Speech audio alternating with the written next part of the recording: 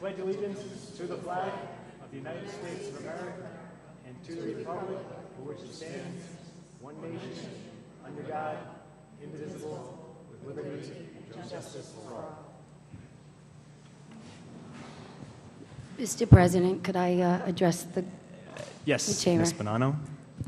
So I just wanted to take a minute to congratulate President Callahan and his wife Lindsay for their new addition to their family, Owen Matthew Callahan. He was born on Friday, August 1st at 6:02. He was 6 pounds, 13 ounces. So congratulations to you.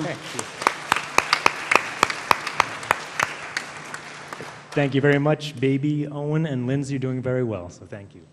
Our first item tonight is the approval of minutes for the May 5th, 2014 regular meeting minutes.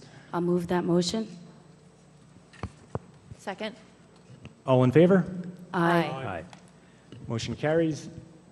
Our announcements tonight are the Rhode Island Heart Safe Community Designation, and we'll lead off, I guess, with Chief Partington. Is that correct?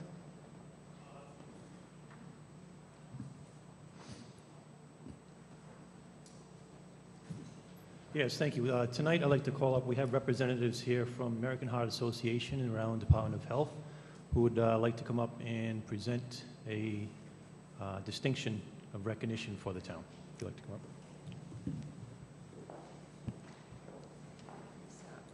My name is Michelle Barron, and I come to you from the Chronic Disease Program at the Rhode Island Department of Health, and I'm here to congratulate the town of Narragansett on becoming the 9th heart-safe community in Rhode Island. Since its establishment in 2007, the Department of Health has worked collaboratively with the Rhode Island Heart Association Providence affiliate to develop the Rhode Island Heart Safe Community Program. Heart Safe Communities was first piloted in Massachusetts, which now continues to conduct the program, as do other states such as Connecticut and Maine. This program is designed to improve the survival odds for people suffering sudden cardiac arrest events such as heart attacks. It promotes and recognizes the efforts of local municipalities to provide improved cardiac response and care to its residents. Its goals include increasing the number of community members who are CPR trained, increasing the number of AEDs in each community, especially with first responders, and optimizing our pre-hospital care system. Dr. Fine, the director of the Rhode Island Department of Health, endorses the Rhode Island Heart Safe Community Program based on the positive impact of a community's efforts to reduce heart disease and respond to cardiovascular events. Rhode Island communities, such as Narragansett, that meet the program standards are to be commended on their efforts for hard work, commitment to a communal effort, and to improve conditions in their community and reducing the risk of poor outcomes from heart attacks through a comprehensive approach. I am honored to present the town of Narragansett with their Heart Safe Community traffic signs and emergency vehicle decals. Again, congratulations to Scott and the town of Narragansett for their efforts.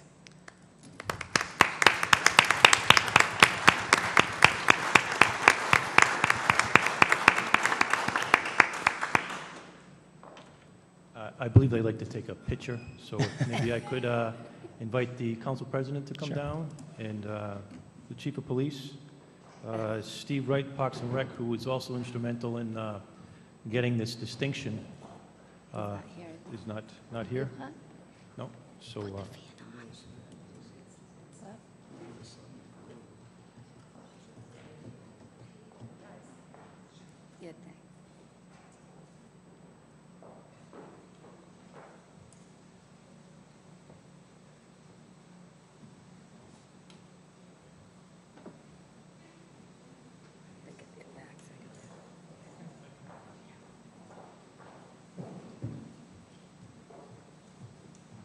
Okay.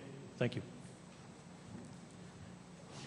Thank you very much. Our next item tonight is a report on the plans for arrival of the students in the fall and student rentals. I believe Town Manager Nolan and Chief Hoxie will take us away. I'll start us off tonight. Nothing is in cement yet, but Chief Hoxie and I have been working since May of last year to come up with a strategy to help us with the problems that we encounter with student rentals in the entire town of Narragansett. And in doing that, we have formed a new ad hoc committee, as you all know, and we have 11 people. Our first meeting is at the end of August, and we are going to sit down that day with the University of Rhode Island officials.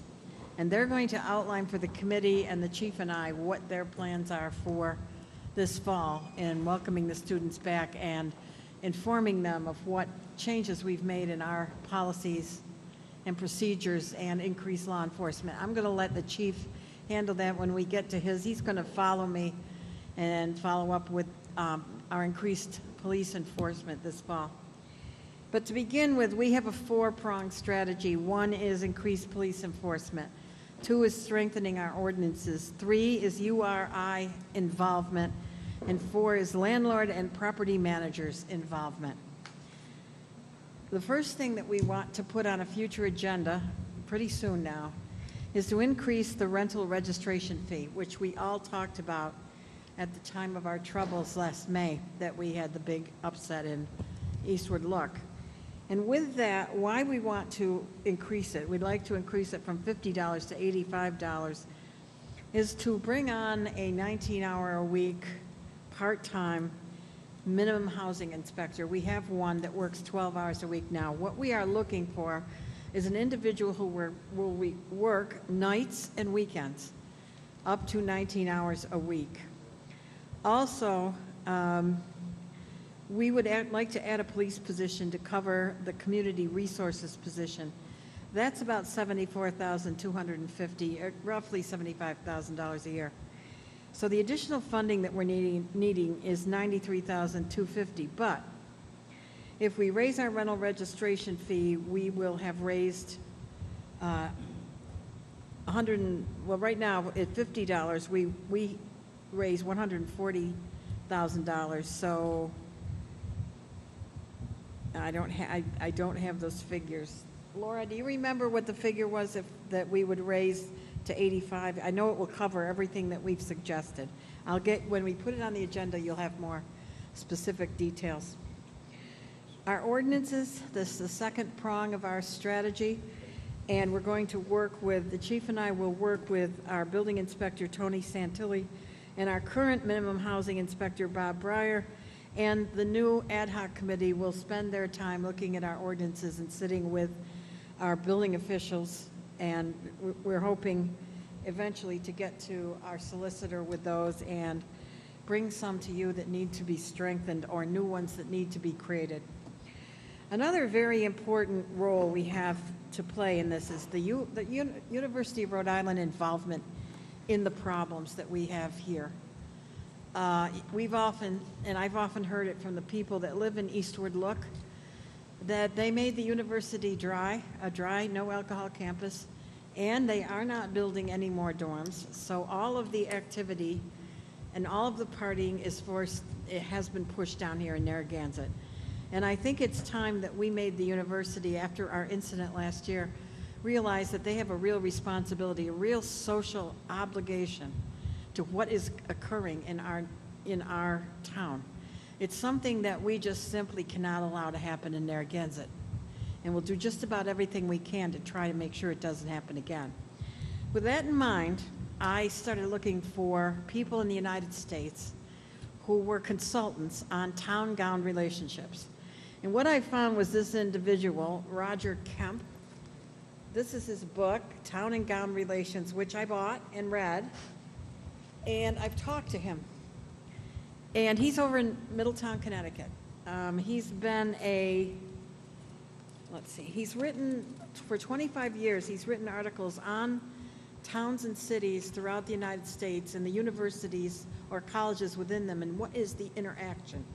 And a lot of it led me to think that we still need, even though we are probably getting right now, according to the chief, the best contact with URI that we've had yet, it's not enough.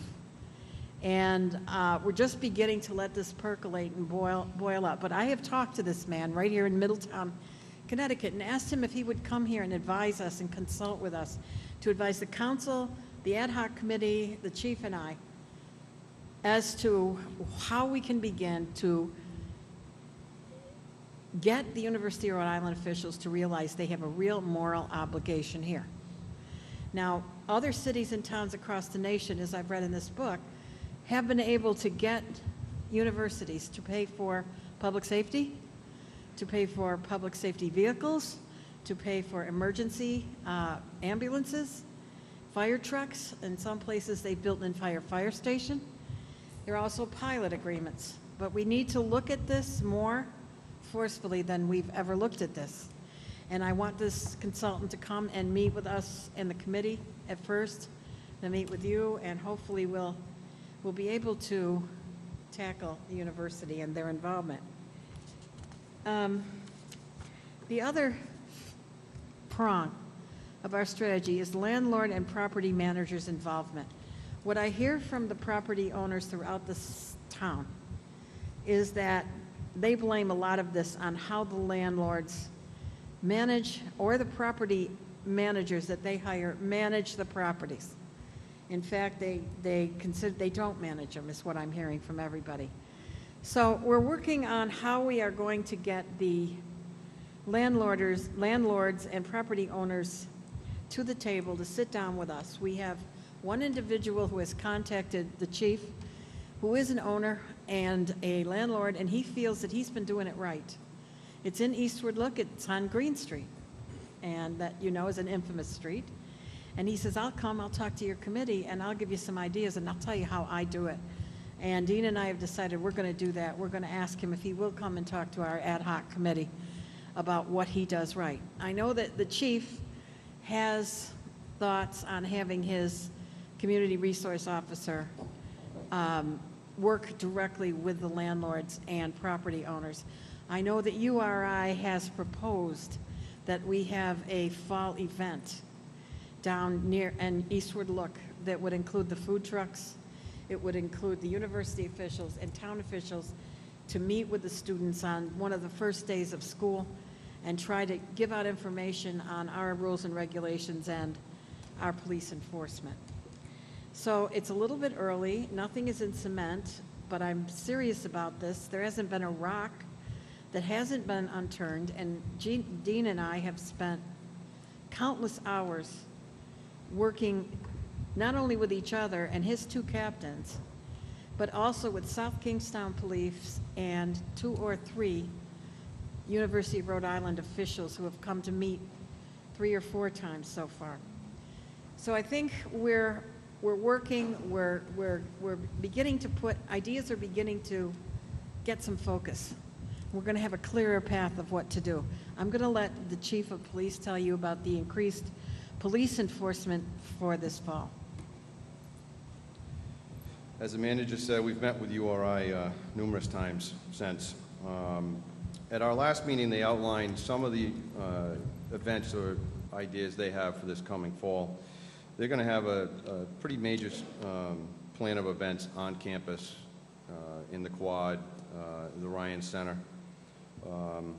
With what's not on campus, for the move-in week, and particularly on Tuesday, move-in day, they're going to have up to 30 administrative staff, coaches, and personnel from the university in Eastwood Look and in the neighborhoods where we have trouble, walking with us, greeting kids. As the manager stated, we're hoping to get some buy-in to get maybe a couple of the food trucks down there, to have tables set up, to really kind of spend a lot of time on foot in the neighborhood. They've also committed to ride-alongs for members of the senior staff for the first 4 Thursday, Friday, and Saturday nights. They've done ride-alongs in the past with us, but not that many people each night, so it'll certainly give a pretty good contingent of folks from URI that will be out there with our officers. As far as what our plans are, I know I've mentioned before, we will be, now that we're pretty much fully staffed, transferring 3 officers to the 7 at night to 3 in the morning shift. That gives us 2 extra police officers every night of the week. One is always on their day off. We will post, starting Tuesday night, the party patrols. We're going to incorporate the help of our traffic constables, most all retired, either police officers or troopers, to work doing parking enforcement and towing. So starting at 10 o'clock on that first night that they arrive for the 3 affected neighborhoods, the traffic constables will be in the neighborhoods towing cars. That frees up the police officers so they're not sitting there with a tow truck waiting for tow trucks. I reached out to the 3 tow companies, told them what our plan is. They'll have a letter going out late this week asking for them at 9:45 on that Tuesday night to have a truck from each company sitting on Burnside Avenue. They can be dispatched from there. It's a quick turnaround time to start the process of towing. For the students, the sergeants on midnights, which right now is Sergeant Kevin Bosquet and Justin Hoffman, will be the point of contact for the students. And we're trying to figure out a good method of delivery to get out to the students who they can have as contact people within the department. They work 11 at night to 7 in the morning. One of them is always on duty, and it gives a stable contact point for the students to reach out to, in addition to the folks from town. Scott Vallone is the lieutenant on that shift. We will be transferring, as of September 1, an officer to community policing, whose sole function is the follow-up process with URI. In your packets, you received a draft copy that's been approved by the manager and the solicitor of a letter that I will be sending out to every property owner, property manager, realtor, of all the houses that were listed as nuisance houses over the past 2 years. In addition, you received a warning letter that is formatted for every house that deals with the cost recovery ordinance. So the community police officer will be going out. It may not be a house that's getting a sticker, but it may have been a significant enough event to warrant this being delivered to all of the renters, and also a certified copy being sent to the homeowner every time there is an event that requires that. And then as part of the ordinance, we've developed an invoice which lays out all of the necessary steps within the cost recovery ordinance. It has to be a detailed, itemized invoice, has to be done within 30 days, has to follow a warning, and is good for a 12-month period. So that's another step. That's in addition to the reports every Monday morning that go directly to the University of Rhode Island Dean of Students that we've done for several years now. Another avenue, I reached out to the Good 5 Cent Cigar. It's probably a publication that most of the students actually do read, probably more than they would the student handbook. I've asked from them, and I'm waiting to hear from them, to have them come down and sit with me and lay out for them what the students can expect this fall, what the new ordinances are, how much they are, the towing, asking them to sign up for Everbridge, the town notification system, for snow events, major weather events. You know, we have a significant population of students in town that we need to be able to notify in an emergency. And it never fails that they don't, and they come knocking looking for where help is. Lastly, we have had continued talks with Lieutenant Colonel Mike Winquist of Rhode Island State Police. He's the number 2. They've dedicated resources to us for the first several weekends, at the very least, to start their alcohol enforcement team, their late patrols, and their DUI enforcement will be at the bars, and they will also be in the neighborhoods for us, as well as the DUI enforcement on either 108, Ocean Road, wherever they're best served. You know, one DUI and we lose an officer off the road for up to 2 hours for the process. So if the state police are here, that certainly frees our guys up to do more of the enforcement. And South Kingston PD have also agreed, as needed, that they will also supplement our nighttime patrol force. Mark Alsop, who has been doing the community policing, I'm going to ask him this week to, he just got back from vacation, I'm going to ask him this week to reach out to some of the realtors to see if they can't come in also, sit down, meet, and get them going along the same path. Well, like the manager said, we've looked at, you know, from the date of the event through now, what we did wrong, what we can do better. Clearly, there are some efforts we can make in addition to what we had done prior, and we'll go from there. Dean, can I just ask you to consider something? One of the things that we talked about after that incident was having people down there earlier. Is that part of the plan, being proactive, so somebody's there way in advance so that it would sort of help? That was one thing I just wanted to mention. All the party patrols start at 7 p.m. So that would be the earliest that they would be down there? Well, unless we find that there's a lot of activity during the daytime, and then we'll switch some people around for the 'Cause, daytime. yeah, I just offer that as taking a look at that, because I think there was some activity during the day as Particularly well. move-in week. You're right, so the earlier the better. And the other thing I just wanted to mention, you were talking about the orange stickers, and I know we've had conversations about revisiting how that's utilized, because it's sort of is that something you're going to consider as well? Yeah, we are, and actually, not that we're lowering our standards, but there are a lot of cases where the nuisance is not 200 kids at a party. It's 2 nights a weekend when they're leaving a house, the car door is slamming, beeping the horn, yelling, and it happens repeatedly every weekend. And it's very frustrating for the surrounding neighbors. We'll look at that. They'll get a visit. And if the visit doesn't suffice, then they can also be nuisance stickers, because it's truly a nuisance to those neighbors surrounding that house. And I just want to add one more thing, and then I'll be done. The rental registration, I know that we've done that, and you're looking at increasing it. Just wondering, I know we've talked and Mark has researched about how many people live in the house, but maybe in the rental registration, maybe the responsibility, they could list who's in the house. I don't know, it's just an idea, because I know we can't get that ordinance like Newport, but maybe that's an option where people feel a sense of accountability of how many people are actually registered to rent in the house. Just throwing that out there as another item to kind of take a look at, Mark, okay? Thanks. Thanks, Dean. Thank you, Chief. And I thank you, Manager Nolan. Just wanted to get this sort of out there before school starts. It's only August 4th, but it's going to come fast. So, anyone else have any comments or questions? Oh, sounds good. Great. We'll move on to the open forum. Mr. Alba.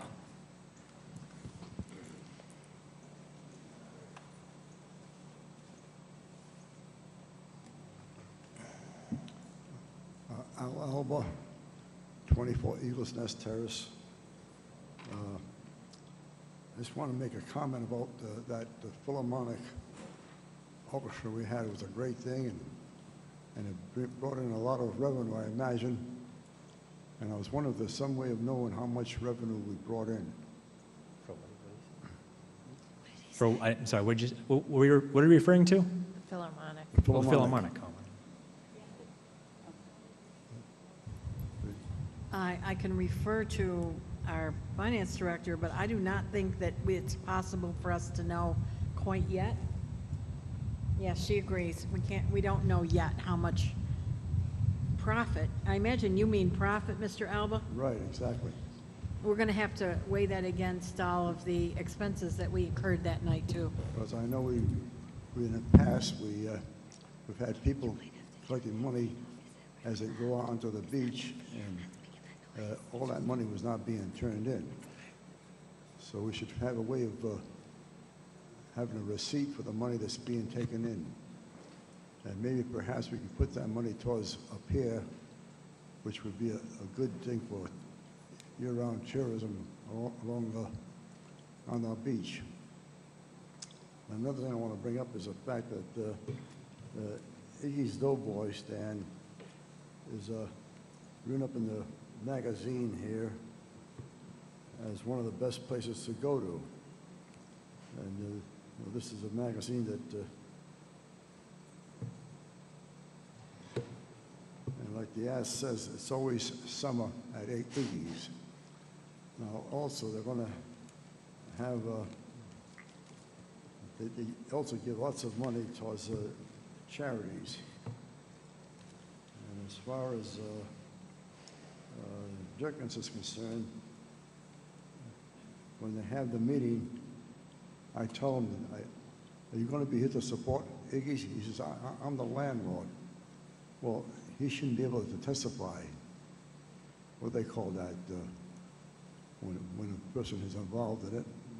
Conflict? Yeah, that's right. So the guy, he should not be able to voice his opinion on it, because he's, as he said, he's a landlord. So that he shouldn't be allowed to speak up on it.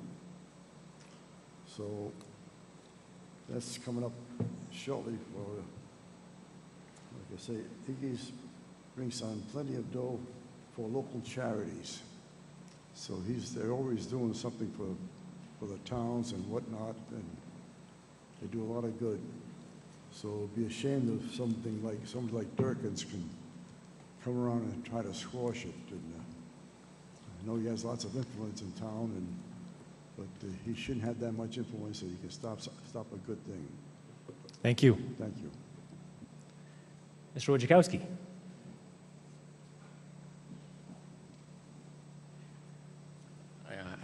I love what the chief said, cost recovery. Cost recovery.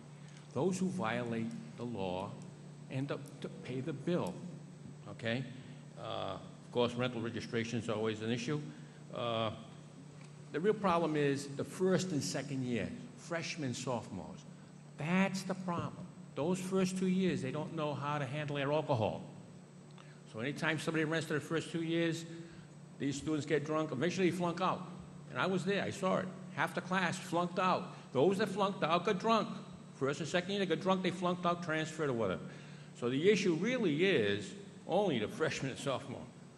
You know, once I rent to seniors or grad students, no problem. You know, as I told you before, the pharmacist, she rented a place for me. Okay, is that a bad student? A pharmacist? He's counting your drug pills out there, servicing you at CVS right now? Okay, I have a retired person, 72 years old. 72 years old, just going to come back from a disability center. I got another semi-disabled nurse, $595 a month, can hardly afford it. I got a CNA, she now is behind, I got to evict her. So I'm renting to people who truly need and want to live in Narragansett. And if you add the water, the sewer, the taxes, and now this registration fee that really they're not responsible for, I'm not responsible for. Now, I can understand if you get the orange sticker. If you get the orange sticker, charge that guy $200 registration fee because he's causing the trouble. That's the answer. Why are you fining me with this fee when I've caused you no trouble and I provided a service to the most needy here? Talk about affordable housing. These people, I've had to evict for the first time 4 people this year. We're in more difficult situation here than ever before. Past 40 years, these people on the lower end that are here, some of them have been here a long time. It doesn't seem like a lot, but definitely it's 85, then it's 100, then it's 200. It never stops. I mean, the only right thing is cost recovery. Cost recovery. Charge all those responsible for the problem, but don't just blanket the cost on everyone. And if you're going to do that, let's tax everyone. Let's tax everyone because this is a beach town. Let's shut down the beach houses. Is that what we're going to do with the beach houses? It's related to the beach houses. And by the way, the beach houses are not renting like they used to. You drive by there. By the way, that's a dying enterprise. We're not going to have too many more of those things. And we only have the problem pretty much in Eastwood Look and Barn Shores because the students know that's a mini URI situation. Thank you, Mr. Wojciechowski. Let's not tax the whole town for what a few have done. And the students, it's not a majority of the students, it's a minority of the students. Just get them, tax them, find them. Thank you. Thank you. Mr. Wright.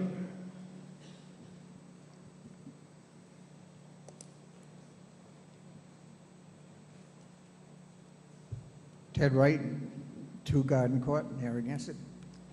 I'm here to speak about probably the most important part of my life now. About 25 years ago, I started doing tours in this town, the town I love. I used to be able to say we were going up this street, and everything was just the way it was.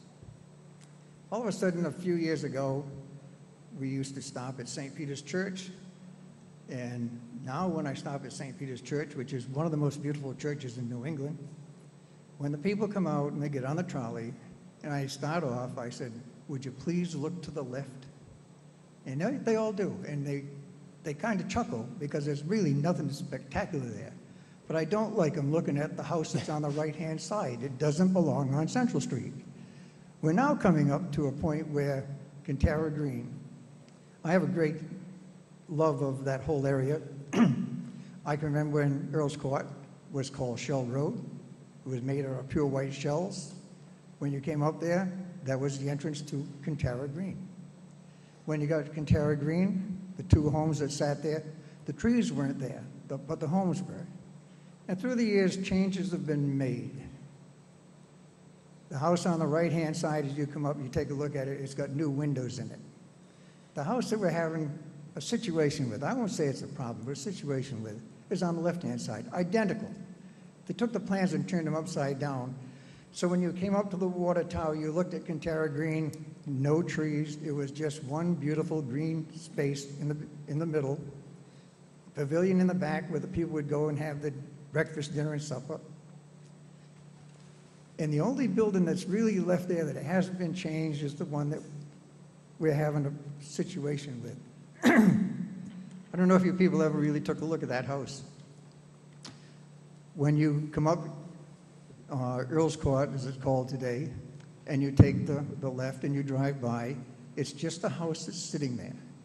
But in its bright, it is spectacular. It still has the curved windows. You don't see curved windows made today that fits a tower. But the woodwork is curved. Every small pane is curved.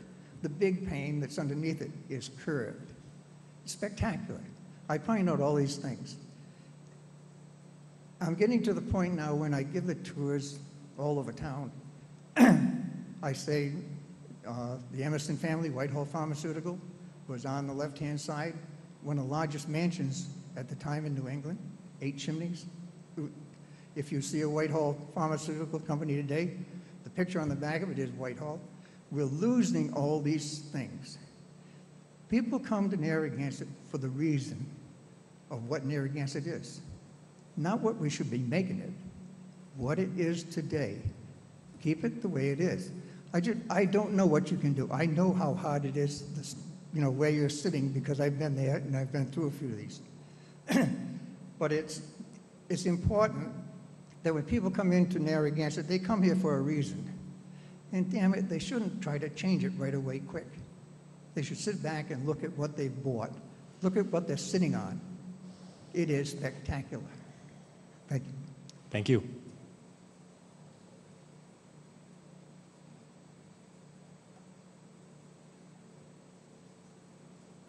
Mr. Schofield?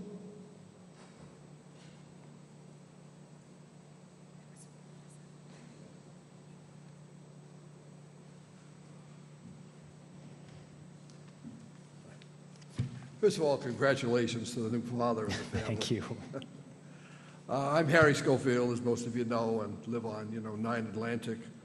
And I'm here tonight to introduce a new organization here in town called the Narragansett Peer Residents Association. This is a new community organization formed just a few months ago with more than 70 members at this point, and one that's growing. And this organization was sort of an organic creation. Many of us who are residents here in the Pier have felt that between the seasonal rental issues and the incessant demand for variances and density increases, that the permanent residents needed better representation. And so our purpose is to advocate on behalf of the residents of the Pier, and the specific focus we have is to focus on the quality of life issues in the Pier, the peace and safety of year-round residents in the Pier, improving and restoring Pier Marketplace as possible as a vibrant town center, Pier beautification and infrastructure improvements, and also economic development. Last week at a membership meeting, our group unanimously supported focusing our initial efforts on Pier preservation agenda that includes limiting further increases in Pier residential neighborhood density, in enforcing more uniform and restrictive oversight and overnight parking rules, and expanding the historic district throughout the Pier to cover the entire Central Pier to protect these historic properties such as Kintara Green and others. And with respect to Kintara Green, we'd like to say on behalf of the organization that the proposed subdivision of Kintara Green and the Sherry Cottage properties is totally contrary to our objectives, and therefore our organization strongly opposes the subdivision. I further want to comment on behalf of our organization. I want to refer to the comments of Joya Maxwell that appeared in Friday's Narragansett Times and the legal analysis of counsel to the neighbors of the Gibson Property Avenue, namely that the planning board, in fact, does possess the authority, the legal authority to deny the subdivision. And we also want to remind you, the council, that its own responsibility in this regard is to enforce the ordinances that you, the council, have. This is an ordinance we're referring to that the council created initially. So therefore, should the planning board have any doubt as to how this particular ordinance should be, interpreted, we believe that you, the council, as the town's only elected body, has the financial, oversight and final responsibility to inform these views. We believe Cantera Green, as I think we all know and has been, previously stated, is an irreplaceable historic, space. And you, the council, as the town's singular authority, should not avoid exercising authority over any subservient bodies in this town with respect to enforcement of the ordinances the council creates. So we do want to note that the, planning board members are in fact appointed by the council, and therefore you have the, final oversight. So I just want to point that out. We want to introduce the group. Thanks for the opportunity. We as an organization look forward to finding ways we can work collaboratively with you, the council, and the town, and looking for ways to further improve the quality of life in the pier. So, thank all of you for the time, and we look forward to working with you. Harry, I have a quick question for you on that. Yes. I know a number of members of the group. I think it's great you guys have come together. I just find it curious that you're opposing density in the context of the Cantera Green, but not in the context of the Wilkins property. Well, we did. I think I did speak at the first of the two, hearings, and we did note that night to the members of the planning board that we do not want to see unit density increases, and I believe the final approval there did not include a unit density increase. To be clear, we oppose unit density increases in the pier. Yeah, no, I think the subdivision alone creates additional density, but that's just my opinion. Well, that causes another problem.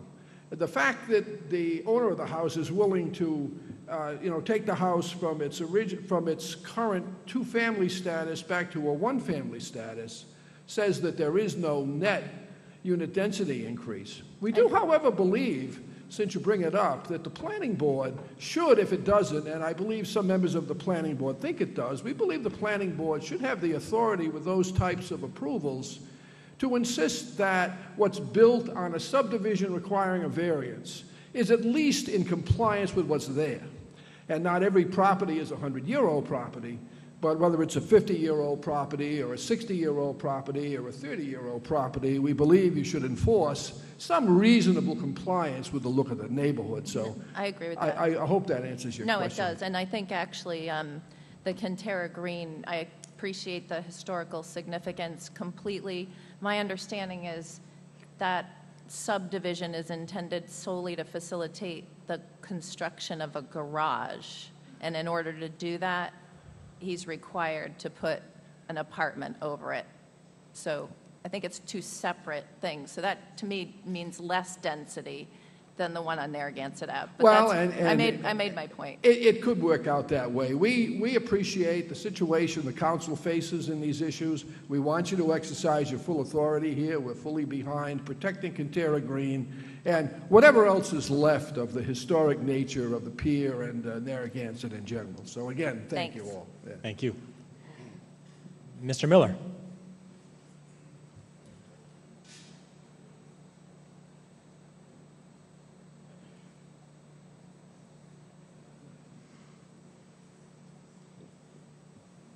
John Miller from Central Street. Just a quick thought. Harry just mentioned some of the legal mechanisms having to do with the ordinance. One other thought that occurred to me is that I know Glenna doesn't want to develop Cantera Green, and I have a feeling that all 5 of you feel that way. So I thought maybe to supplement the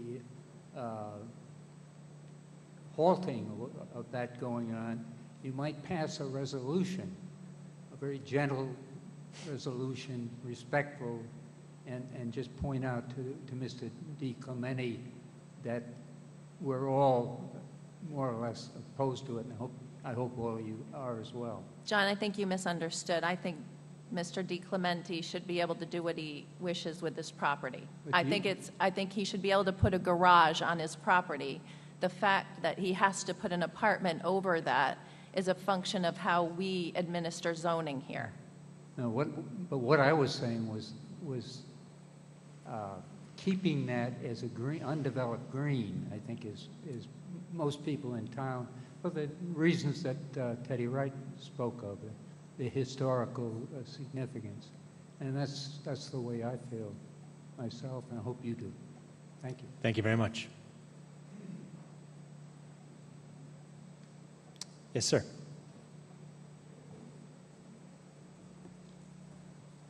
I'm Richard Latimer, 59 Gibson Avenue, Cantera Green. I've got three rather short statements to make, quoting from letters and articles.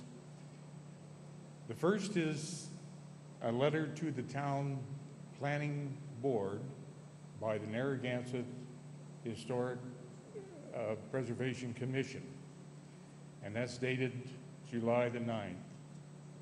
A couple of paragraphs. The Sherry Cottages and Cantera Green are among the most significant architectural and historical treasures in the town. NHDC believes that allowing 65 Gibson Avenue property to be subdivided and a new single-family home to be constructed on the green will permanently compromise and diminish the resource to the detriment of the town, its residents, and future generations. This letter has informed the planning board of our views on this matter. We urge the planning board to reject the owner's request to subdivide the property and to take in conjunction with the town council all necessary and legal action to protect Cantera Green from further subdivision and development. To this end, and due to the urgency of the matter, members of the NHDC will also be raising this issue with representatives of the Rhode Island Historical Preservation and Heritage Commission. Second item is from the Rhode Island State Historic Preservation Society. It's come to our attention that the town of Narragansett will consider a proposal for lot subdivision and new construction at 65 Gibson Avenue. This historic area is roughly contemporary with construction of the famed Narragansett Pier Towers, also by McKim, Mead, and White. The Narragansett town officials, under the current proposal for lot subdivision and new construction on Gibson Avenue, I urge that careful consideration be given to whether the proposal is compatible with the historic and architectural character of this sensitive location. Preserved historic buildings and areas in Narragansett are a valuable resource for the town and its residents, both in protecting the town's heritage and attracting visitors who help support the local businesses. Many Rhode Island communities, including Narragansett, have found that historic preservation is a community asset and should be given due weight in evaluating development. Finally, people ask about requirements for placing historic properties on the National Register. Very quickly, the National Register of Historic Places is a record maintained by the United States Department of Interior. It includes structures, sites, areas, and objects significant to American history, archaeology, and culture, etc. All properties must be reviewed and approved by the Department of Interior prior to their entry on the register. In Rhode Island, the state register lists properties which have been significant in state's history. The 4 Sherry Cottages on Cantera Green, along with other historic properties, as the Narragansett Pier Towers, met these rigorous standards, were placed on the National Register in 1982. Finally, a personal comment. Please, never let it be said that the town of Narragansett has turned its back on these valuable, unique, historic properties. Thank you. Thank you. Yes, ma'am.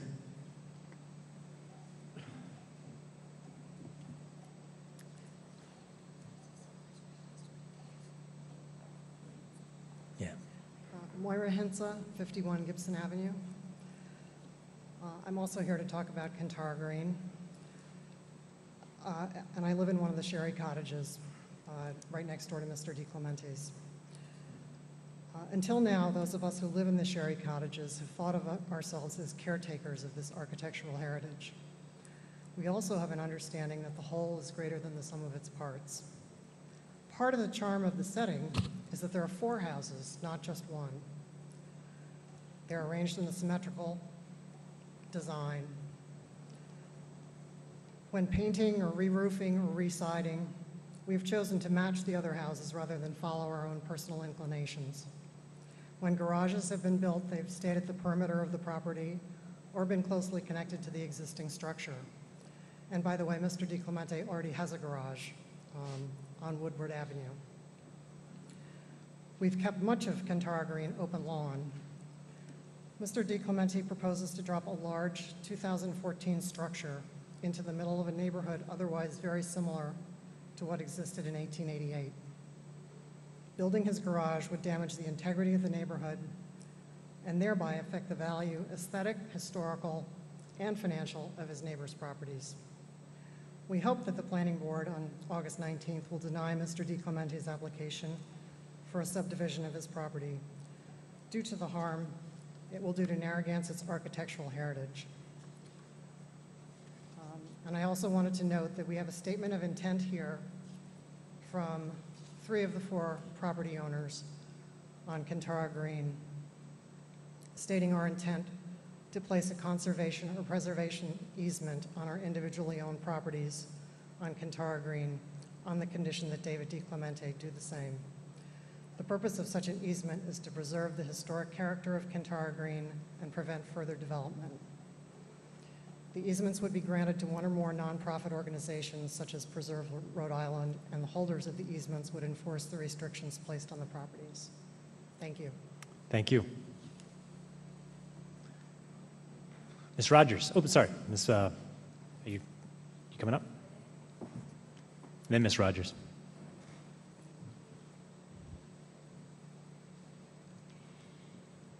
Thank you for listening. I'm Joya Maxwell, 63 Gibson Avenue, one of the Kintara Green owners. The Planning Board worked hard to make its rules and regulations in the past. The council worked hard to uphold those regulations. The planning regulations state that the Planning Board must make, in quotes, positive findings on all 7 specific standards as set out in the regulations. 2 of these standards for the proposal are clearly not met, Standard 6 and Standard 1.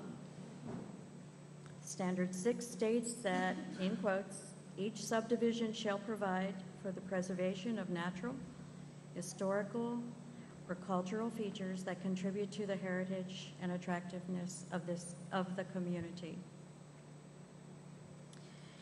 It's also important to note that the regulations expressly state that if a negative finding for any of the standards is made, the Planning Board shall have grounds for denial of the project design. In Standard 1 of the planning regulations, is stated in quotes, each subdivision shall be consistent with the requirements of the Narragansett Comprehensive Community Plan and/or shall satisfactorily address the issues where there may be inconsistencies. The comprehensive plan is the town's blueprint for development. and in numerous places throughout the plan. Preservation of historic resources is cited as a key objective to the town administration. In fact, on page 1 of the vision statement, it states in bold type, quote, Narragansett's physical beauty, unique among New England coastal towns, is a result of its seaside residential character, miles of beach and craggy coastline, islands and peninsulas, open spaces, and the richness of Native American, colonial plantation, and Victorian resort heritage. This character must be protected, preserved, and enhanced for the future well-being of the community, unquote. This is our town. The plan goes on to identify preservation of important historic resources in its overall goals and policy. It comes again and again. Economic development, land use and build-out, and historic and scenic resources. Chapters, all these chapters of the plan. My time is up, I'm sorry. Thank you. I can tell you personally, people have come to see this property. It's not a house or a cluster of houses. It is an entity. They have come from Asia.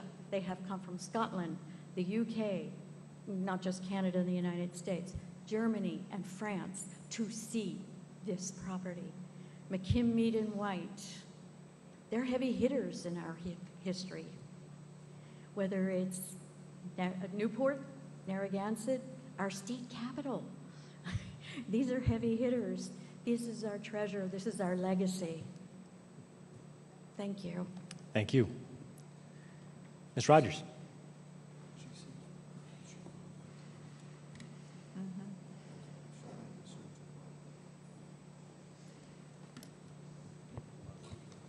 Good evening. Meg Rogers, 68 Earls Court. So James, congratulations as you embark on the always exciting journey of parenthood. Thank you being very a much. dad. I'm here tonight to support my neighbors who have, throughout their ownership of many, many generations, preserved and protected Kintara Green. I've been asked to read a letter tonight, but for purposes of time, I'll only quote from parts of it that some of my neighbors wrote. For 25 years, we have lived on Westmoreland Street in Narragansett. Our property abuts Kintara Green. We chose this home because it is part of the historic area of Narragansett that epitomizes the character and beauty of our community. And they go on to discuss what's been said here tonight. They say, we strongly object to the possibility of subdividing part of Kintara Green. This would destroy the heart of this beautiful historic area. Many communities exist near the ocean and are nothing more than strip malls with condominiums. Narragansett is special in its historic beauty, and we urge this committee to deny the request for either construction on or subdivision of Kintara Green. This letter was written by Ramona Habler and Paul Salvatelli, who live across the street. And I just wanted to speak for a minute. This proposed subdivision is like no other. Let's not make any mistake. This is not a property dispute between an applicant and just at our planning board and just 3 neighbors. If the planning board allows this new subdivision on historic Kintara Green, whose landscape was imagined by the masters McKim, Mead, and White, it will be deconstructed, and over time, as other buildings are erected, it will disappear, taking along with it part of Narragansett's historic legacy. I am very concerned that this council may believe that this is a matter for lawyers to settle and that the town council has no role here. But we are here to ask you tonight, as our elected officials, to do all you can to preserve and protect this special and unique place. Unless there are no rules that prevent you from doing it, I hope you will please consider to ask the planning board to reject this application in order to adhere and to fulfill our town's obligation to honor Section 6 in Narragansett subdivision and land development regulations, which allows for the preservation of, quote, natural, historic, or cultural features that contribute to the heritage and attractiveness of the community, end quote. This property exceeds that standard. Please, do all you can to preserve Kintara Green. If you sit idly by, we do pave paradise and we put up a parking garage. Thank you. Thank you. Let's move on to the consent agenda. Oh, sorry, Ms. Latimer.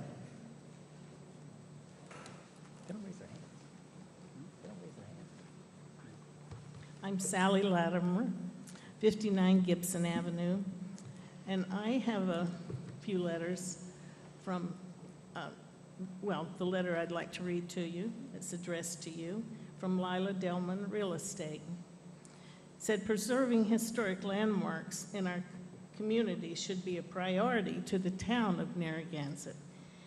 These sites not only create an interest for the people who come to live and vacation in Rhode Island, but also enhance property values.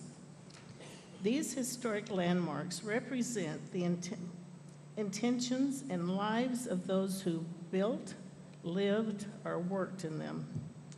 Recognized by the National Registry of Historic Places, Kintara Green, a beautiful landscape that we should speak of today, tells a story about Narragansett's vast history and helps us understand who we are. As a lifelong resident and local business owner, I have seen too many of our important landmarks destroyed for one reason or another. Thank you for your time and cooperation. I'd like to read something that was sent to me when I was the Historical Society president that I think is so appropriate today. It said, Rhode Island boasts more historic sites in relation to its size than any other state. Over 20,000 significant historic sites have been recorded. The lawmaker who sent this to me added, for thousands of Rhode Islanders, historic preservation has added richness and meaning to their lives through appreciation of their heritage. But nothing will happen unless individuals who understand the importance of historic preservation accept responsibility and act to preserve our legacy of historic places. It is ours to save or to lose. And he goes on to say, we've seen the enormous economic benefit in preserving some of our state's most beautiful and historic landscapes, homes, and sites. Tourism is over $1 billion a year in industry. I'm sure it's much more now. This was several years ago. And 25,000 jobs have been generated from its success. However, we must save Rhode Island's legacy, not simply for the financial gain. We must save it for our future and our children's future. Rhode Island's history is one generation's gift to the next. We have a responsibility not to lose that gift. We must improve it and proudly pass it on. I have over 150 petitions, and we have more coming in, that I'll read this, the petition. We, the undersigned, strongly urge the town of Narragansett, with its considerable powers, to preserve the natural, historic, and cultural features of Kintara Green, which contribute to the heritage and attractiveness of the community. I have to impress upon anyone that will listen to me, it was very tough getting on the National Register. That is not just in fact, today, very few places get on the National Register. Since we came on in 1982, so much was put into the survey. It took years and years to write up all of the regulations and to qualify for this. It's a national treasure. It's not just Rhode Island's. It's a national treasure. Thank you. Thank you very much.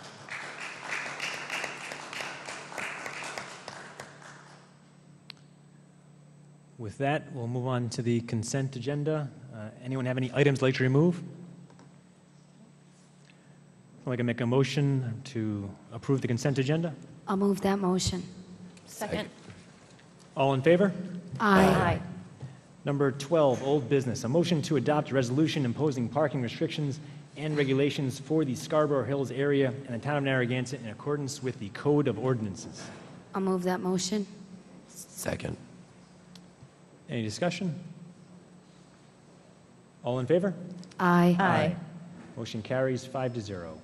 Number 13, a motion to review the status of the commitments made by the Chief of Police and imposed by the Town Council regarding minimum educational requirements. I'll move that motion. Second. Ms. Agopian? Yeah, so I placed this on the agenda after a couple of weeks ago. One of our residents during their comment period had reminded us, I think, that Chief Hoxie had made some commitments during previous administration, previous council, and it reminded me that for proper governance, we've never really revisited or reviewed his progress. And so I wanted to ask him to perhaps brief the council this evening on the progress towards the achievement of those commitments.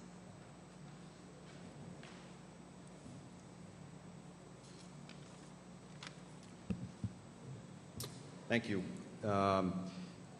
As Glenna stated, in August of 2010, when I was appointed, it was under the condition that within 2 years or as soon as practical, depending on course availability and schedule, I would reach my bachelor's degree. In 2010, I did not have a degree at all, but had taken many classes over the years. Within a year, a little over a year from appointment, I was able to get my associate's degree, continued to work towards my bachelor's. For the 9 months, however, I was here, I did not take classes because I was doing 2 jobs, and that with a course load was a little much. I went back to school, and as of this past semester, have finished my bachelor's with a 3.65 grade point average, and will, in addition to the first delay, the second delay was I also added a minor to my degree in public administration. So.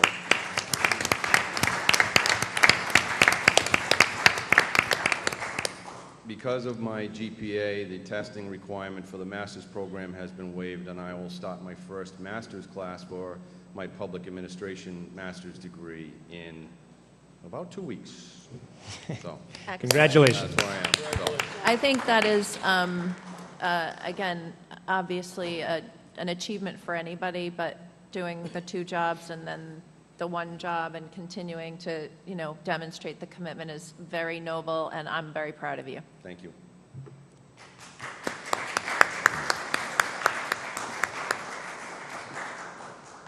Congratulations, Dean. That's great. Thank you. And good luck in your future degree. Number 14, a motion to accept our official designation as Rhode Island's 9th Heart-Safe Community as of July 2014.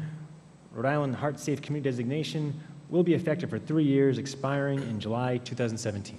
I'll move that motion. Second. Any discussion? All in favor? Aye. Motion carries 5-0. Number 15, a motion to approve the renewal of a 2-year service agreement for the fire department's Life Pack defibrillators and Lucas chest compression systems from Physio Control, Inc. in the amount of $16,170, payable in the annual installments of $8,085, and to authorize the town manager to sign the contract after review by the town solicitor. I'll move that motion. Second. Any discussion? All in favor? Aye. Motion carries 5-0. Number 16, a motion to receive and place on file a report for the financial status of Narragansett as it relates to pension and OPEB liabilities as presented to the town council by the Finance Committee. I'll move that motion. Second. Is this Mr. Chorney or Mr. Gopian, or is there? Actually, so I think we just probably, if we want to receive and place this on file, and then we Discuss. talk about on the next one. All right. Ms. Wojcicki, do you want to talk about this now, or do you want to? We're all going to talk about the next one, I think. 2 issues. Yeah. I was just concerned that when people place on file, they stick it in a drawer and it never surfaces again. So I was hoping you'd put a caveat on this one, this specific one, that every 3 months it'd be retrieved and reviewed with some kind of status upgrade, just to kind of stay with it so it doesn't get lost in the file system. Just want to modify this file thing that you're talking about, that's all. So Stanley, did you read 17? It's actually the Yes, that's the actual issue, and I want to speak on that also, but this is just a filing. I think I want to continue to hear about the status on this thing, and so it can come back off the file rather than have I just don't think you're going to continue to revisit this every 3 months. But if we get it off the file and bring it forward, it'd be nice. No, that doesn't sound good. I think so. That's for the Finance Committee to agree to refresh the report, the contents of the report, right? But the report itself is going to be posted on the internet, yes, right? So again, it's for the Finance Committee to continually update that content, whether that's a pretty heavy lift every 3 months. I think maybe you could get them to think about it annually. The actuary doesn't remodel the value of the portfolio, but annually anyway. Yes, as long as we have a constant update, as long as they will be getting back to you on every year. Well, we can talk to them on the Yes, next item. Why don't we do that? Okay. Thank you. Thank you. All in favor? Aye. Number 17, a motion to approve the distribution of the one-page summary report entitled The Town of Narragansett's Financial Condition, August 2014, to all Narragansett taxpayers, and the publication of the detailed 5-page report, also entitled The Town of Narragansett's Financial Condition, August 2014, on the Town of Narragansett's website. I'll move that motion. Second. And discussion. Does anyone want to sort of take over Harris, this? you want to come up and give us a overview, or Richard, whomever is?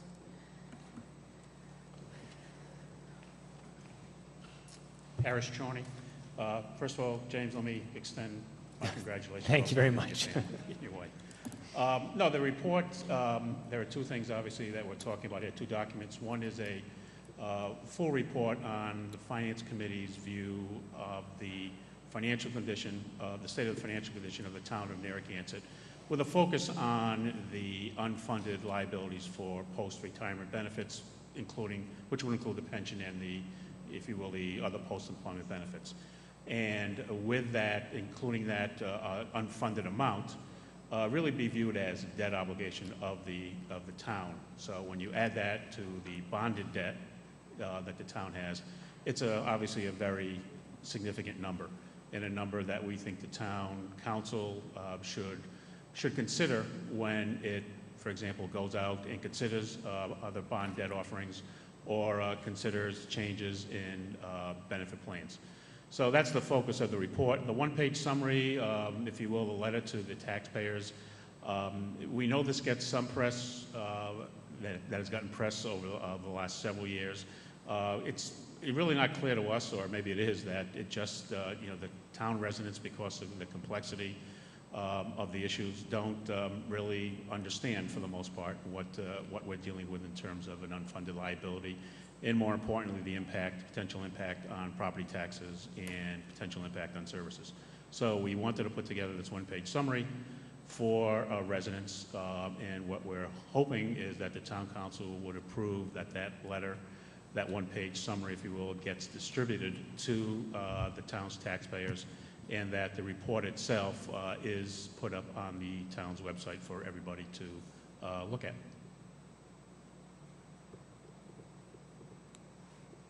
So there's a lot of information in it, but there is some opinion as well, and so I'm a little concerned about that, truthfully. Yeah, I mean, there is opinion in it. It is our opinion, but I guess I would look to our title of our committee, the Citizens Advisory Committee. Excuse me, it's opinion based on fact. Those numbers don't change. It is what it is in plain English. So- I think it reflects where the town is financially so the layman can understand it. And I'd like to thank you personally, you and your group with Glenna and that whole committee, the amount of work that you did with it. I first looked at the article Saturday in my mail. I purposely avoided reading it until the end, and I think you did a fine job. And I think every taxpayer in this town has the right to know what the financial condition of this town is. Harris, And I just wish I had this information right after I was elected, before I sat up here. I wish I had this kind of detail in the beginning, because for the first few months that I was sitting at those finance meetings and stuff, it was very, very confusing. So, again, thank you very much. Harris, I think you did a nice job. I just had concerns about opinion, and again, just with the advisory and being mailed out to the entire community, I get concerned about different boards having that opportunity to do that. So, job well done. Philosophically, I struggle a little. When you guys were at the Finance Committee level, so did you guys vote on the final summary that came to us? How did Yes. you guys, so what was the vote on that? It was unanimous. So this letter and the 5-page report, you guys unanimously Yes. are recommending? Yes. Okay. And who actually wrote it? It was drafted by the committee. I mean, That's hard to do. Yeah. Well, input from all committee members. Took a long time. Yeah, I bet. I think you can stay up. And I'd also like to thank Laura, too, because she had a lot of input Yeah, there, too, in absolutely. particular. You're welcome to stay at the podium. Mr. Vengermish, I think, wants to contribute. You're in the committee, too, so.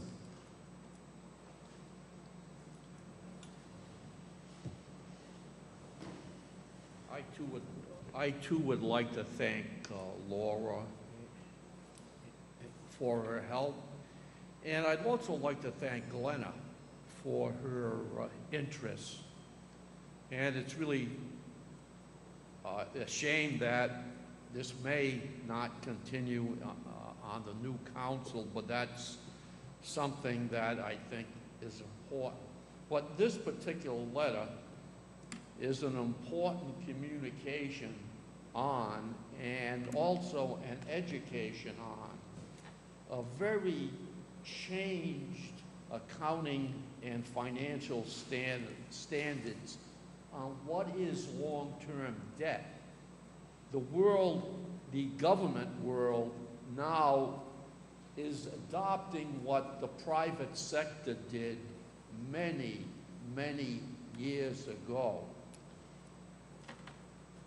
And what that debt is and how that amount should be treated by communities, i.e., the days of hiding unfunded pension liabilities and unfunded other post-employment benefits are over.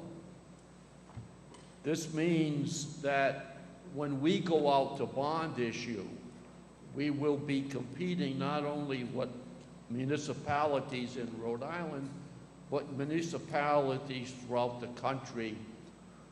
And our past success in hiding these debts will be over. I think this communication and this change should give us a great incentive to change and to make sustainable our pension and OPEB commitments. And the key word here is sustainable, something that will be here for future employees, current employees, and for retirees. Now, I'll offer my opinion. I still believe that we will enter a bankruptcy situation somewhere between 2018 and 2020. This is based on my belief that healthcare costs will not be increasing at a decreasing rate. I believe healthcare costs will be increasing at an increasing rate. And of course, the age-old issue of what will our trust funds earn. We don't have to worry about it with OPEB. Our trust fund is quite small. If that fails and goes below 7.5%, we are even in more desperate shape.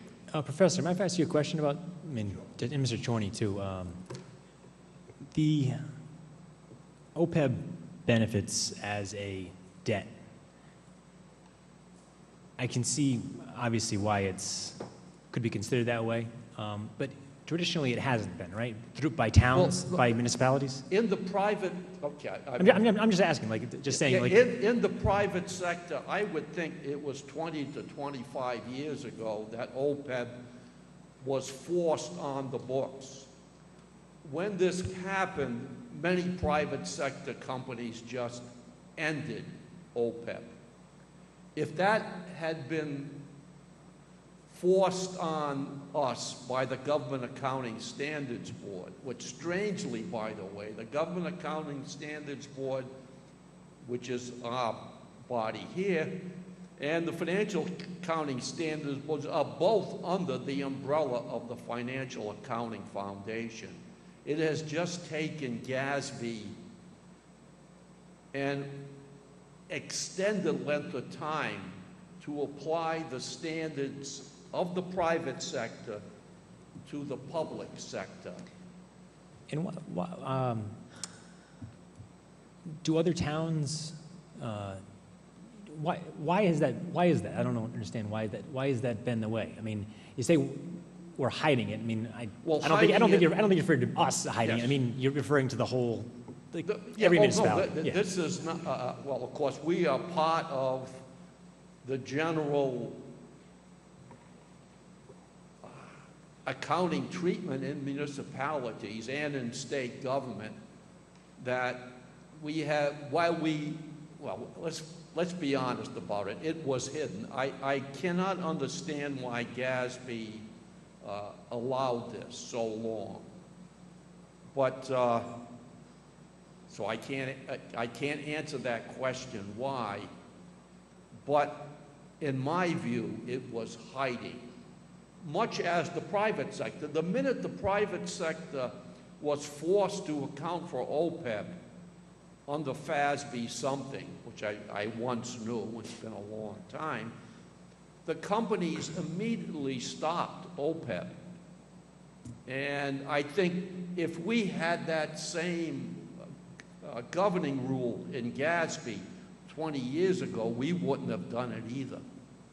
So hiding is, I guess maybe not showing is a better word than hiding. But I think hiding has a negative, almost a sinister connotation. I think it was a lack of recognition of the accrual. Yeah. I believe, though, that there may have been something sinister in this, but so let me, rather than use the old days of hiding, the old days of not showing, which of course is quite different than hiding. And that's pretty much consistent.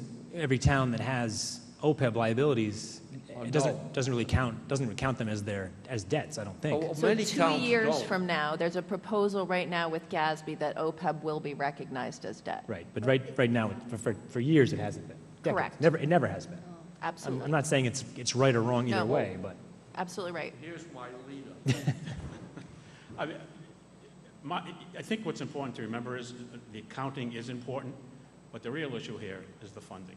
Right. I mean, you can account for this whether it's on the balance sheet or off the balance sheet. You still got the issue. You have to pay for it. You got to pay for it. So it's nice that the accounting world has finally caught up relative to the municipalities, has caught up with the private sector and saying, okay, this liability should now be on the books of all municipalities.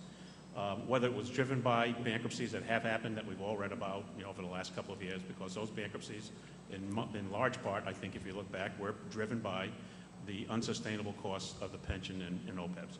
Whether that drove the accounting, that's up for debate. It doesn't make a difference. The real issue here is how are you going to fund it?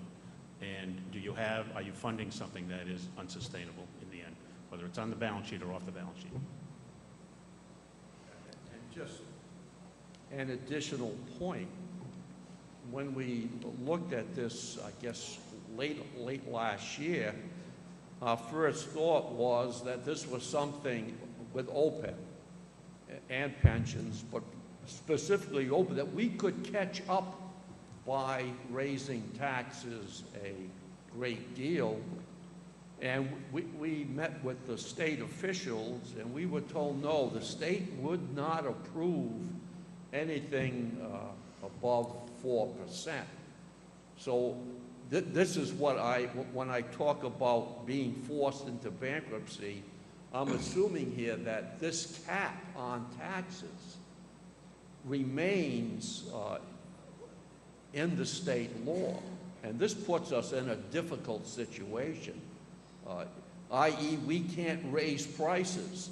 It's possible if we were a public utility, we could say our cost pool has gone up and therefore our price should go up.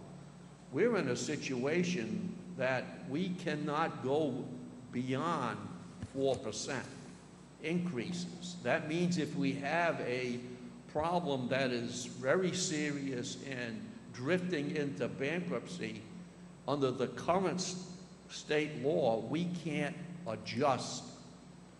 And when you say bankruptcy, I mean, what scenario do you think would make that happen?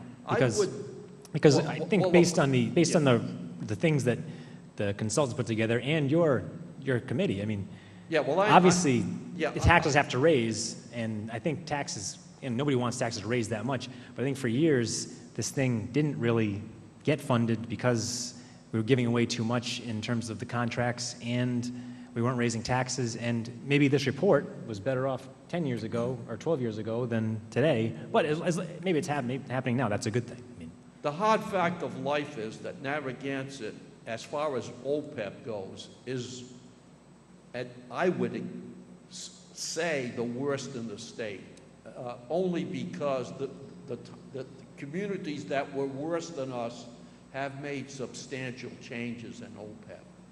And I think this was a 2012 study that came from the state. We were number 4 or 5, depending on what metric you used. But the people in front of us, or in back of us, depending how bad you want to look at it, towns like Johnston, West Warwick made massive changes. Of course, we're not including Central Falls, which did go through bankruptcy. It's just we haven't caught up on OPEB.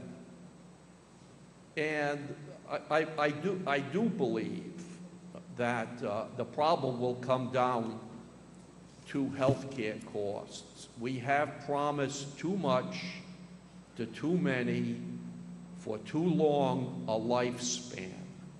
And if medical costs increase at an increasing rate, sayonara, Japanese goodbye. And I just give you my example of healthcare costs. We're looking at a retina shot costing $4,500 every 28 days. And this is new. There are all sorts of new cures out there. Hepatitis C may bankrupt the state in the ACI. So I really question the notion that health care costs are going to increase at a decreasing rate. I think they're going to take off. I'm happy that we're talking about the OPEB problem. I think it's something that we've been worried about for a long time. But this is a mailer going out to everybody in the community, and it is. Pensions and OPEB probably is the biggest problem facing us. What I think I want to do is, just looking at the one-page summary, I would say in order to still value the Finance Committee's work and have this included, have the facts included, I think there's some parts of this that, because they are opinion, we've got to be careful not to include them in a mailer to everybody. So I'm looking at the one-page document where I see that is what needs to be done subtitle. I think that what needs to be done subtitle, we may all agree with, maybe many people in town agree with, but it is an opinion, okay? But is it our collective opinion? That's why it's being brought, if the majority of us agrees that this is what needs to be done, we should be, as a sitting council, taking a position. I think we can share the factual information in a mailer with people, but what if on other issues in the future people want to bring up their things, and you got to be careful to separate the facts from the opinions when you're putting out a mailer of this sort. So I think I want to, like I said, I think there's a lot of work you guys did. I trust that process. I think it's an editable document. I think I'm going through it, I'm saying, you don't need to say what needs to be done. You don't need to say it should. So for example, it says, Town of Narragansett has accumulated a post-retirement unfunded accrued liability of $106 million. Fact, good. The $106 million unfunded accrued liability should be viewed, that's an opinion. And it says should be viewed as a town debt obligation. Right now, it's not. That is not necessarily true. Well, when you use, Richard, if you use the word should, okay, that's an opinion, all right? My concern is there's a lot of issues that I'd like to do a mailer to the whole town on facts, right, that I have strong views on, right? So, and there's other committees that might have those things. So They should bring them here. They should bring them here. But they are also editable too, right? So we can still share the facts without putting the opinions in. So, but we're here to make policy and render opinions. We're elected to vote with a voice, which is not solely based on fact for the most part.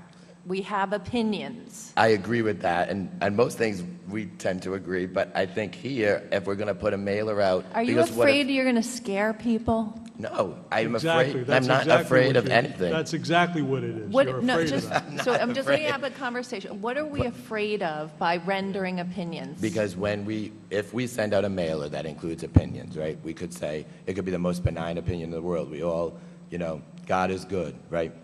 We put that out there. That might not be right? benign, but go ahead. But God is, things like that, in the end, they're opinions. We can share the facts. We can say, this is the problem with the pensions and OPEB. We can have the same letter. We just don't need to have the language, the should, what must be done, because it's like this call to arms that we can do on our own as elected officials. And I look at what if other committees were to come to us, then we're sending mailers out on all these issues. I think I just get leery of, it's a slippery slope type argument. I get leery of putting out these editorialized comments about what should be done. I'd rather just say, this is the problem, which we can do. I mean, you've done all the work. We can let people, and then they can digest it on their own. I mean, I was the one advocating for make more copies of the budget, right? Because we don't have anyone at our work sessions on the budget. That's what I advocated for. I sat as a citizen at the work sessions on the budget without that, because that's what I think people can decipher that on their own. It takes time, but they can figure it out. Here, I think this is a great benefit. I'm trying to find a compromise here where we can get something out to the people, but I don't want the opinion part of it in there. Don't you think if most people who read this, who received this, who would receive it in the mail, and just got the facts, would ask themselves, okay, what should we be doing? What does it mean? Right, so then that's when they should get engaged, and they should be calling us and asking us, but you want to tell them what to do. I mean, I guess that's my concern. And I'm thinking this could happen with many other issues if we start sending, if you're going to send a mailer out to help the citizens, it should be facts, and you should err on the side of including only facts, not opinions. I would just argue that... So what about a bond referendum that we think is very popular? Road bond referendum passed overwhelmingly. So should we send out a mailer to everybody celebrating the bond officially from the 5 town council members? I would never have voted for that. I think the road bond was bring good. it to the council. It's democracy. But that had 2 years ago, right? Bring it to the council, and you know what? If I was overruled because I voted down, that's the essence of being a part of a policy-making body. You don't always get things your way. So I'm saying I think this is good, but I think I would make a few changes to it. That's all. Matt's on the record. That's my Okay, I mean, I think what, again, for on the record, I think obviously the Finance Committee would like to see it go as is. We think that the what should be done part, I think, would be very helpful for the residents to understand what can be done to a very serious issue. I mean, would this set precedent if you sent this out versus other things? You know, somebody might come along and have an issue with the town, another group, a committee. They might, but I would strongly suggest that there isn't an issue that's greater than this in Narragansett, and that this is the one thing that should be sent out with. I agree. With suggestions that what could be done. I agree with it. I agree with the opinion that's expressed. I just would like to restrict it to the facts. That's my position. What about how we got here? I'm sorry? Did you consider, like, how we got here? Not that, Well, we how we got here in terms of adding the numbers and everything else. You mean? Yeah. I'm Well, just curious. we talk about that in the report, not at great length, but we talk about candidly what the prior town councils, you know, I think we use the word failed to do, and that is funded it properly and giving away in approving benefits that were unsustainable.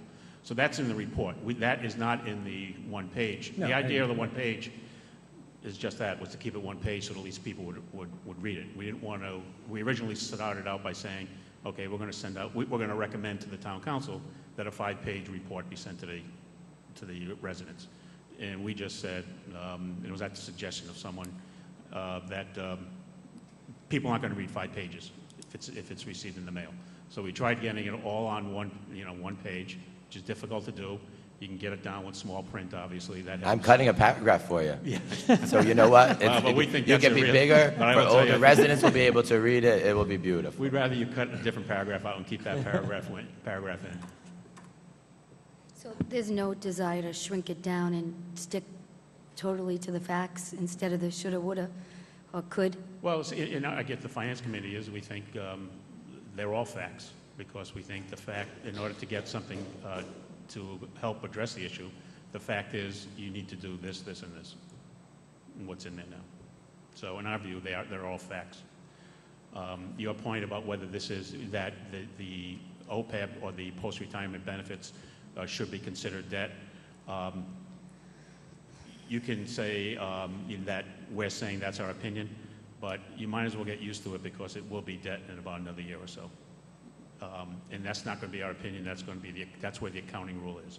And the fact is, it is an obligation. It is an obligation in the town.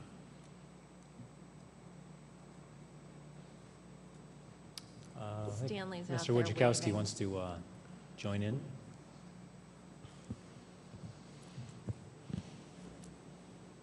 First, I attended a number of meetings, and I want to thank volunteers, these financial superstars, I call them, because they really crunch the numbers, if you will. I think we all need to know the numbers. You know, I don't care about accounting, the rules and all that. The fact is, the numbers say that we're going to have to give out $132 million. That's what the numbers say. The numbers say that. $132 million has to be paid somewhere. Whether you count it, don't account it, put it, I don't know what line you're going to put it on. I don't understand all those details. The fact is, you got $132 million that's going to have to be paid out. Fact of life.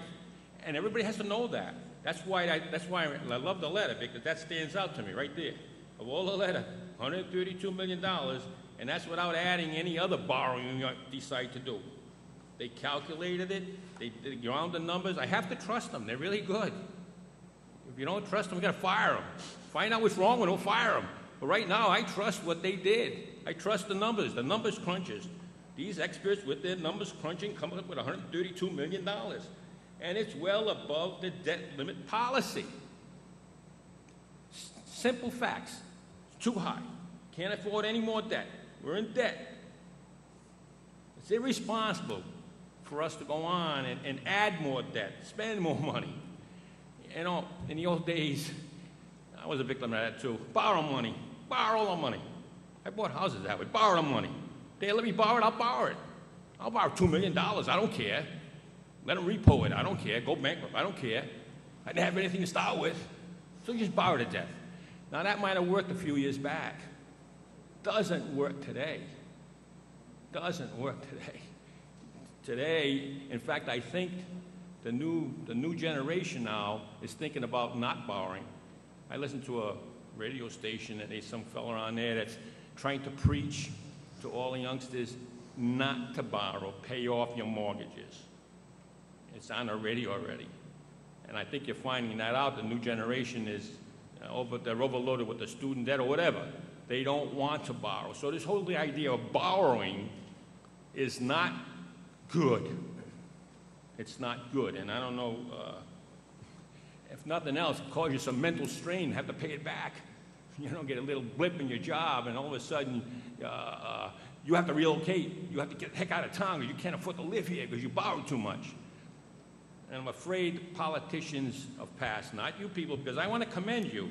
I had that article here where you and the town manager did a very good job, you know, took away the capital expenditures to get us through this year. Fantastic. At least you did that. You minimized our raise in taxes. That's very good. Step in the right direction. Thank you. However, we've got a long road to hoe, and we must get this out for all people to see that fact that we can't continue on what we're doing. We've got to stop it. At least we have somebody give us some data, and let's get it out there. Good, bad, or indifferent, let's get it out there, and let's see if it comes back. And then we'll get some reaction to it. Let them tell us where we're wrong. Tell me where I'm wrong. But I want it out there. I want it out there. Thank you. I think it's a good idea, but I do agree with Matt. I think there can be some changes, some edits. I mean, rubber stamping something, it does say, at the request of the Town Council Finance Committee, the Citizens Finance Subdivision Committee, a peer report. I mean,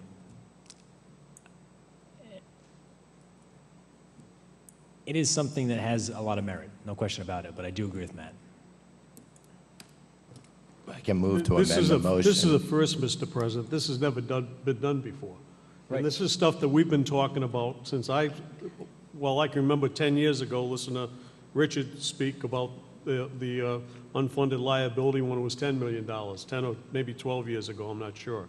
This has been going on for a long, long time. And Doug, if you how talk much to did most you of the people, how much did you understand I about didn't it, understand right? it. And does this not help you understand? does. Beyond the facts, absolutely. you need help rendering a conclusion about how it is a call to arms, right? So, I mean, I think it's. I don't even think, in all honesty, Glenn, I don't think a lot of the administrators in this town understood it. Some of the people who should have understood what was going on for the last 21 years when it wasn't funded at all. Somebody should have been up there with the red flag and yelling and screaming then, and it never happened. And I think, I find ourselves in a position now where I think we're obligated to let the people know, especially when we're looking at some serious bond referendums coming down in the next election. I think everybody needs to know the financial condition of this town, and what better way to do it. And not only that, again, I will repeat, the professionalism I got from you in the committee that you serve with, that came with all these numbers, along with our new finance director. I think they did an outstanding job, and they're getting right to the point so everybody can understand it. And they're making recommendations that this is what you're going to do to fix it. And it's the first time that I can remember in 12 years that this town has been turned around in the right direction and is starting to address these financial issues. The one issue that's crippling this town is the pension and the OPEB benefits. That's what's bringing us to our knees. That's why we don't have the capital money for the expenditures that we need to spend. We got to fix it. And we're going in the right direction. When everybody understands that, we're going in the right way. and some of Is us. it politically a good thing to do? Probably not. Well, and some of us ran up here on a platform of transparency, and I believe transparency does not just come in publishing data, it's helping people who don't understand the data to interpret the data.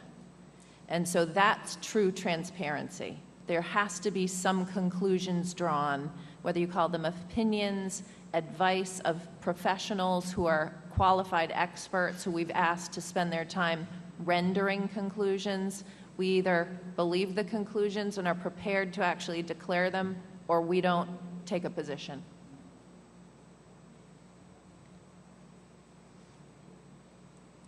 Ms. Rogers? I would. Oh, sorry.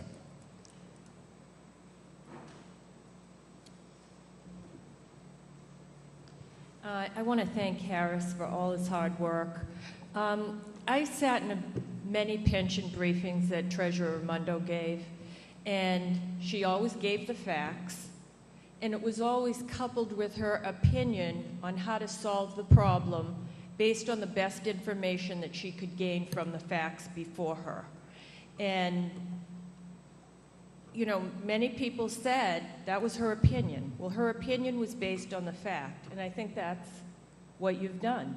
You've rendered an opinion of how something should be interpreted based on the facts in front of you. And I'm far more worried that people have absolutely no clue as to how serious the indebtedness is. And if we don't take this problem seriously, then we're not going to look at solutions seriously. This is a time for political courage. I respect Matt, and I understand what his concerns are. I don't necessarily think that this is the time to get weak in terms of, and he has a different perspective, but we have to have the political courage to tell the people the truth. I know a man that considered running for town council, and I'm sure many of you know him, and he may has said this to you as he said it to me. He feels the problem is so grave and so dire. You know the thermometers that people have when they're raising funds for, let's say, whatever, and they reach this amount and this amount? Well, he would like a thermometer in front of our town hall filled to the top and show a decrease based on what the decisions we make for our community do. And you all want to do the right thing. You know, we can all look at the past and say, no one funded the pensions. And we can all point the finger and say, people did it to accrue power. People did it to stay in power. People did it because they thought it was the right thing. It doesn't matter. It's moot. This is where we're at, and I really think it's incumbent upon you to help people get it. So I would really encourage you to not waver.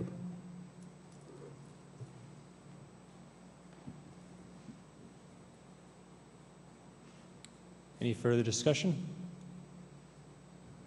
So I was hoping to amend the motion to include, excuse me, sorry about my voice tonight, to include basically removing the what needs to be done and to change paragraph 5 to eliminate the language that's opinion oriented. That would be I would want to amend it to include that. I'm going to second that. Are you coming up, Harris? I need to have a second. I'll second that. I'd like to have some, I know it's maybe an afterthought, but, you know, a sentence or two about how we got here. I mean, I know everybody loves the low taxes in Narragansett, but it was a combination of giving away too much and then not raising taxes commensurately. And you can't have both. And that's what we did for a long time. And I just think that's important. Like, if you don't know the history, you're doomed to repeat it. Mr. Chorney? I know you're limited in space, but I mean, if it's kind of something coming from us. It says the committee, but it says town council first. Well, so that's why what I was going to say. If this motion passed, candidly, I would like to have. I would probably try to call a special meeting of the finance committee to see if, in fact, then we would approve what's being sent out. So that, you know, at least if the finance committee's name was on the letter. That's the only thing I was going to say. Oh, okay, so we have an amended motion. So Matt amended it, and I seconded it. People want to talk about the amendment. What you want to add to the amendment? Right, I want to add the amendment too. So. That'd be a new amendment. I mean, I guess we should vote on this opinion fact issue. Again, I get it, Harris. I also think when committees go through this process, there is an expectation that we are supposed to vet it and not just rubber stamp it. I want to make sure, I don't want someone to, and I think for me it's more about, I want to make sure that what we put out there is something that is straight on the facts. Because right now it's not part of the debt. It's simply not a fact. It's saying it should be viewed as part of the debt. But that's not the situation. Mr. President, that's the same old argument that we've been kicking around for I don't know how long now. It's not the same old argument. Debt. It is there. The debt is there. I want to say that we have the debt. I want to say that these are the things that aren't there, but to say it's included in the OPEB, it's just not it's not the state of facts right now. So it's Are a you nuance. saying you don't owe the 130 some odd thousand? I want to include in the $1 million? paragraph that we include all the debt that we have, the prior debts, that we say what the debts are, we put the numbers in, we just don't say it should be included as part of the OPEB shortfall. You're watering it down, Matt. You want to water it down and lighten it up just like your predecessors have done for the last 21 years. Doug, that's your opinion. Absolutely correct. But again, you're opinions should backing not right be off going on it. out in mailers that are supposed to be informational to voters, because it could be very dangerous in the future when you start doing that. That's because I've seen it in other entities before where people have agendas and they put something out there and then people say, oh, this is something you advocated for as a member of a board, and the people are forced to say, no, I wasn't, but because I was outvoted, and then it's very misleading to the voters. I don't know what that's got to do with the facts of this document here, and this is the way it should be presented. You can say it over and over, but you know, it's fine. I mean, I'm trying to find some kind of compromise here, but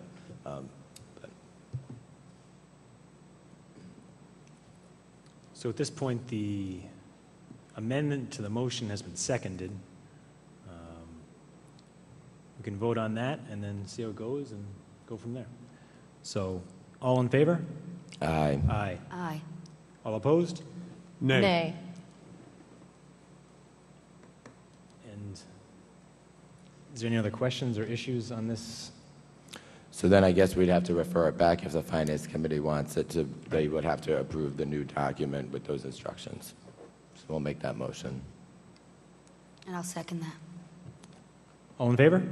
Aye. Aye. Any discussion on the motion? I'm sorry, Mr. McLaughlin. Yeah, I have a little bit of discussion. I am really, really, really ashamed. I am ashamed of your position. It just doesn't make any sense at all. Absolutely no sense at all to me. You've been sitting in there listening to this stuff for months on negotiations and everything else, and you know where the condition of the town is, and you have the audacity, you especially, Matt, Mr. Transparency, okay? You especially to try to amend this and whitewash this one and water it all down. Now what you're going to do is just delay it why don't you just delay it until after November? Maybe that'd be more convenient, wouldn't it? Well, I've That's it, sat Mr. President. That's all I have to I've say. sat in on 2 negotiations. I've spent a great deal of time, okay, of my own personal time sitting in on 2 negotiations, learning these issues, knowing what's going on, working with in the police negotiations, using what Harris and his committee briefed us on a year ago as the reforms, as the baseline, advocating for those and getting good foundation for talking about the first time people have actually done something. I was in the room when it was done. Doug, you didn't want town council members in the room, if you remember. You didn't even want us in the room, okay? So I feel very comfortable. I talk about the pension problem with constituents often, all the time when it comes up. So I resent the fact that you're saying that I don't care about the pensions. I also now have been sitting in on the negotiations now with Pam in terms of council, in terms of 1033.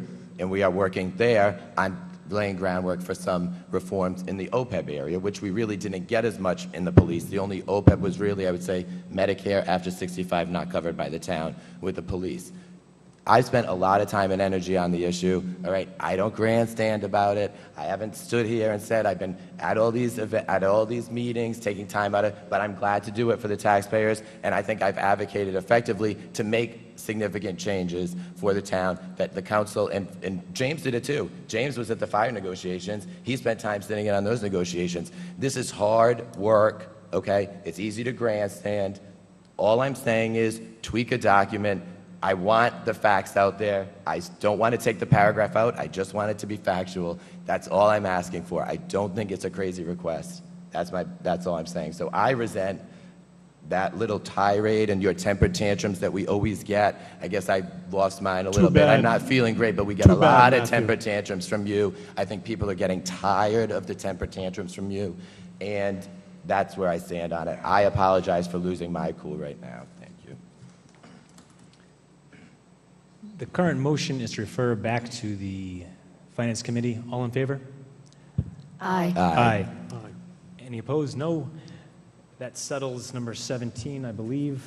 Number 18, a motion to adopt the resolution amending the official list of designated stop intersections and the official stop sign map in accordance with the Narragansett Code of Ordinances. I'll move that motion. Second. Any discussion? All in favor? Aye. Number 19, a motion to approve the use of council chambers and camera equipment for access for live coverage to hold 4 Meet the Candidate nights on September 30th, 2014, October 8th, 2014, October 14th, 2014, and October 27th, 2014, sponsored by the League of Women Voters of South Kingston, Narragansett. I'll move that motion. Second. Any discussion? All in favor? Aye. Aye. Aye. Aye. Someone can make a motion to adjourn? I'll make that motion. Second. All in favor? Aye. Aye. Have a good night, everyone.